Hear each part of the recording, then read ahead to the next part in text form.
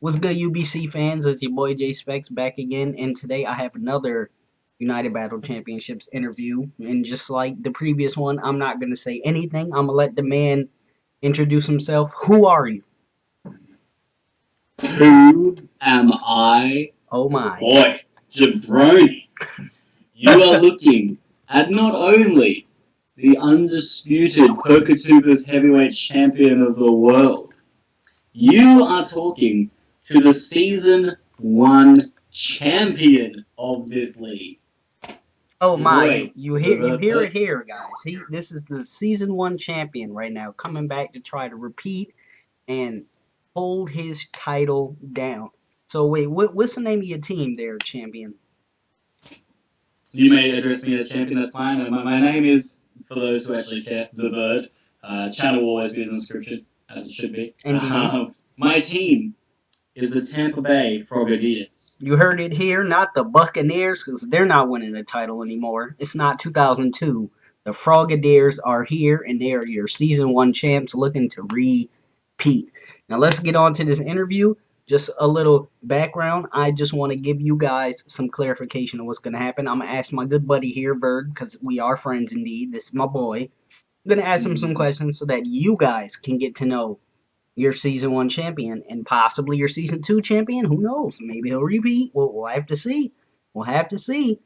But since you already introduced yourself, um, this is kind of an obvious question, and you kind of sort of already answered it. But are you involved in YouTube at all?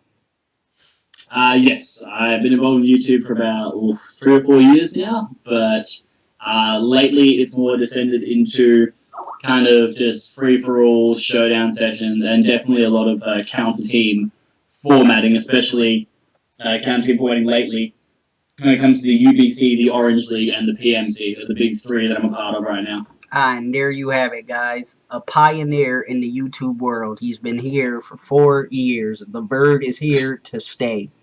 All right. Let's see. What else can I ask this man here today? Um, he just he just answered my other question. I mean, I was gonna ask the guy if he has prior league experience, but I mean, he just happens to be Yeah, in my I've got about league. 3 years of league experience in that time. I've definitely realized what's good and what's not good. So I pride myself more on my drafting and my team building skills, which my battling skills I don't feel are super great, but I feel that my team building is my biggest strength. Again, here we have it, guys. We have a pioneer, like I said, and good lord, people are calling me. This is not working. This leave me alone, people. I'm sorry, it's a little hectic at this time. But we have the John Henry, the Davy Crockett of league battles right here with the man 3 years running. All right. So, how do you feel about the league being on Showdown, sir? It's never really bothered me whether it be on Showdown or on Wi-Fi. I feel sometimes it's a bit easier to team build on Showdown because it's very just drop in numbers and you're all good compared to when you have to specifically modify stuff when it comes to the online battling and it has to be set to level 50. So I guess I find it easier. But I also feel that it can be a bit distracting. Obviously, you have people who can come into your matches and comment and maybe throw you off your game, whereas when it's in a Wi-Fi situation, you're just there in your own thoughts. But I also understand that a lot of people don't have capture cards or ways of recording battles, so Showdown can be a very universal, good option to go with. So for me, I'm fine with either. All right. You heard him, guys. See, this is why I like talking to Bird. He's very I can't even. He's very descriptive on his answers, so you really get to know who he is. And I'm gonna go ahead and apologize. We had to do this interview on Skype. My Skype's blowing up, so you may hear some beeps and some bops every few seconds. But I'll try to do what I can to make sure they're not too annoying for you. Let me see. Let's see here. Oh my goodness! Stop calling me. Sound like David. Stop calling me, bruh. Stop calling me. Oh yeah, by the way, check out his channel. I was in his latest free for all. I'm just gonna throw that out there. But all right, let's get another question in here. So what is your as far as your battling style? What is the way to battle to be like the bird? I like to call it semi-stall. Basically, it's the premise of putting together maybe your team of six. You have say two or three walls, and they're like dedicated walls designed to block your opponent's team. Then you want to finish off with a few wall breakers and a sweeper. So it sounds pretty standard, but it's just trying to shut down the offensive threats that your opponent has, exploiting the defensive weaknesses they might have, and then having a solid win condition in the back that can just end up taking the game for you. It's not a matter of winning 6-0 or 1-0, it's the fact of getting yourself in a position where you can win. And so I do that normally through having a few very bulky Pokemon and then a few very heavy hitting ones, and normally one clutch sweeper at the end for my team. And People, so far, that's worked pretty well. people, people. You hear it here from the champion. That's his winning formula, and I for one can vouch for his skills as a team builder. He is amazing. He thinks of everything, and that is the essence of the bird. That is the bird. But how confident are you heading into the draft and into season two as a whole? I mean, you got a championship under your belt. You are the UBC champion, so by default, you had to join this season two anyway I to had to defend come your back. title. Yeah, I had to go back. So, I mean, I what's feel going good through for it. your I head? always feel good going into like a draft. I never really feel like nervous or anything. You know, drafting I feel is probably the easiest part of the entire season. It's very easy just to pick Pokemon that work well together, that gel well together. The tricky part It's one of my is favorite when parts, honestly. yeah, I think it is because you see like a lot of character in the people that you're going to be with. And you know, it can start a lot of grudges with people maybe taking the final piece to your jigsaw. And I find it to be very enjoyable. And I'm more than happy uh, when the drafts happen to comment, like, you know, analyzing people's picks because I do find it interesting. I think some people are very good at finding some very good hidden gems in these kind of draft formats. So definitely look out for some very interesting drafts from everybody. But me personally, I always feel very confident going into a draft. I have a pretty set plan, but it can be my kind of key thing when it comes to drafting is make sure that your draft is flexible. Don't get Pokemon that are like impossible to replace. Get Pokemon that you can replace quite easily and structure very solidly, and that way you always have the kind of formula that you're looking for. It might not be the exact Pokemon you want, but it will still basically fit what you were trying to do. People, I can't say it enough. I'm gonna go ahead and actually, I think I just might have muted the Skype, so we might be good. The Skype noise, Bird, say something to me real quick so I can make sure. Jabroni. See, there we go. There we have it. I may have because my Skype's blowing up. I came back upstairs, had 30 messages. I wanted to cry, but now here, like I said, this is my boy, so we're about to get a little personal because you know the Bird. You technically know you're UBC Season 1 champion, but do you really know you're UBC Season 1 champion? So, Bird, I want you to tell the people what it is that you bring to the UBC that no one else can bring. um, well, firstly, I bring Australianism, which is great. Vegemite for everybody. Ooh, It's great. Vegemite, Kangaroos and whatnot. All that Vegemite. is great. Yeah. What I bring, I think, I think the main thing I try and bring is entertainment. Honestly, like I know, and this is gonna sound shit, but I know I'm not like the best battler. I can accept that. I can accept there are a few people in this league that I feel when you just chuck two teams together, they're a better battler. But what I pride myself on is my thorough, in-depth team building, draft analysis, and just like general analysis. I'm a very good person when it comes to thinking through certain plays, and so when it comes to battling, that's normally good. But I can overthink and lead to chokes and whatnot. So for me, I guess if you enjoy watching, also with my thing, especially with these new seasons, I'm going to be cutting like promos for my opponents. So I'll be, you know, talking smack about them as if I was Ah, so you're gonna you're gonna WWE wrestler. channel your So inner Fizz. exactly, exactly. Ah, that's I got gonna the be. title around my shoulder right now, He's gonna have the and belt. I have the belt.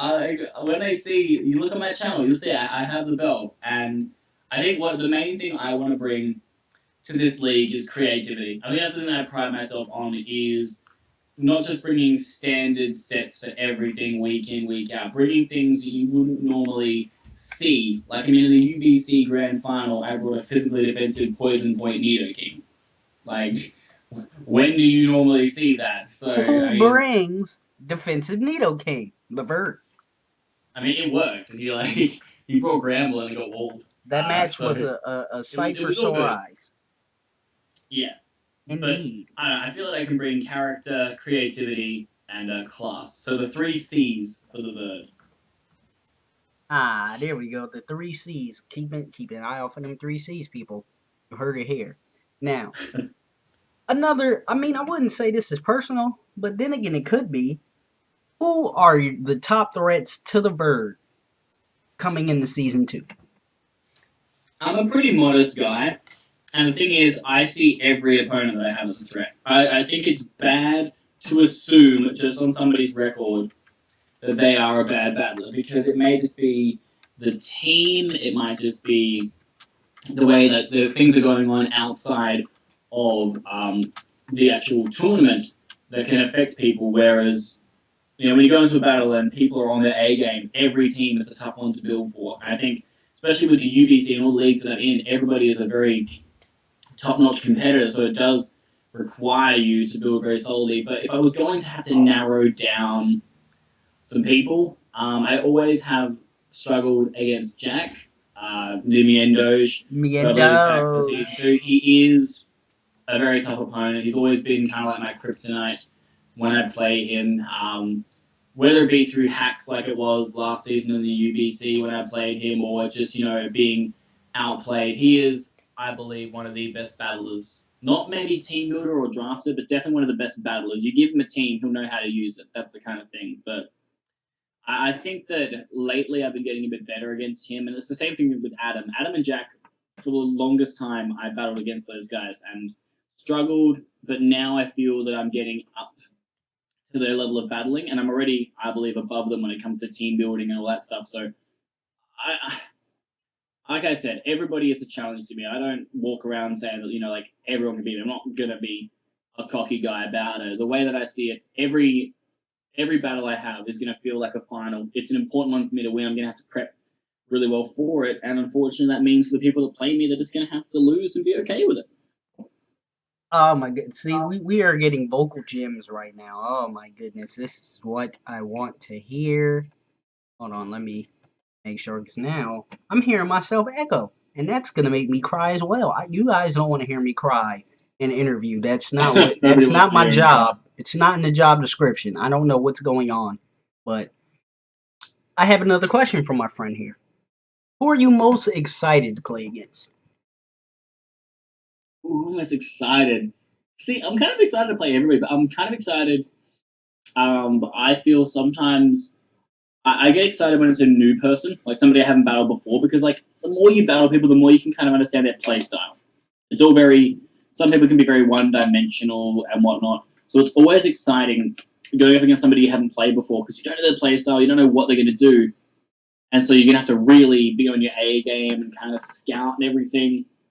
Whereas against somebody like Jack or Adam, I feel very much used to their play style. But even like recently when I played against you, I do get very excited for those battles because I think I get excited for a lot of my battles because I know it's going to be good. It's not Yeah, just going to be like an easy sweep. I'm going to have to work damn hard in order to win, and that's what excites me. I love that. You hear the competitive fire. See, Bird just make. I think I might have to hop on the Bird train. I think he might have to be my pick come season 2. I don't know. We'll have to see. I don't. I'm feeling some Bird vibes right now. But let's see. Is there anyone you don't want to play? Uh, See, I guess the easy way out would be like be not wanting to play people that have, say, a bad matchup against. But it's the same thing as like if you struggle with something in life, you're never going to get any better at it by ignoring it. True. So if I want to get better against people that maybe have a better matchup against me, so like, maybe they have like one or two Pokemon that rip through my team, I'm just going to have to build a lot more creatively to try and overcome it. And if I can, then it shows that um, I was able to adapt to a certain situation and make it better and pull off the victory. So I think for me that's the big one, is that I don't want to I don't want to pretend like there's people that I can't beat, because if you feel that you can't beat somebody, that's going to be stuck in your mind the whole time you're battling them. You have to have that faith in yourself, or else you're not going to be able to get the result. Exactly. You need that confidence. Confidence is one of the main things in competitions like this. You lack confidence, you pretty much are going in expecting yourself to lose, you're going to lose. So, I mean, And the unfortunate thing for my opponents is that I'm probably one of the most confident people you'll ever meet. oh man. All right, Vert, I'm happy to have you here. We had a great conversation. I'm pretty sure everybody has a great opportunity to learn who you are as a battler, as a season 1 champion. I just have one final question for you. Who's going to be UBCT season 2 champion?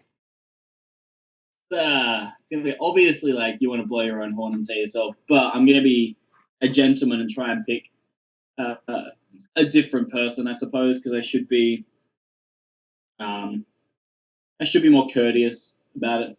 But just out of curiosity, J Specs, tell me who you think it's going to be. I mean, looking at the It roster, doesn't matter who you think it's going to be, because we know this season it is going to be back to back championships. None of those jabronis have got nothing on the Verd. I'm coming here to continue to be your reigning, defending UBC champion. Have those 2 titles around my waist, and ain't nobody taking that off me. folks, you heard it here. You heard it all. You heard the modesty. You heard the cockiness. You heard the confidence. You heard your champion of season 1 claiming that he's going to be the champion of season 2. I don't think there's anything else that needs to be said. I'm Jay Specs. That's the Vertigo. Here's his interview, and we're out of here.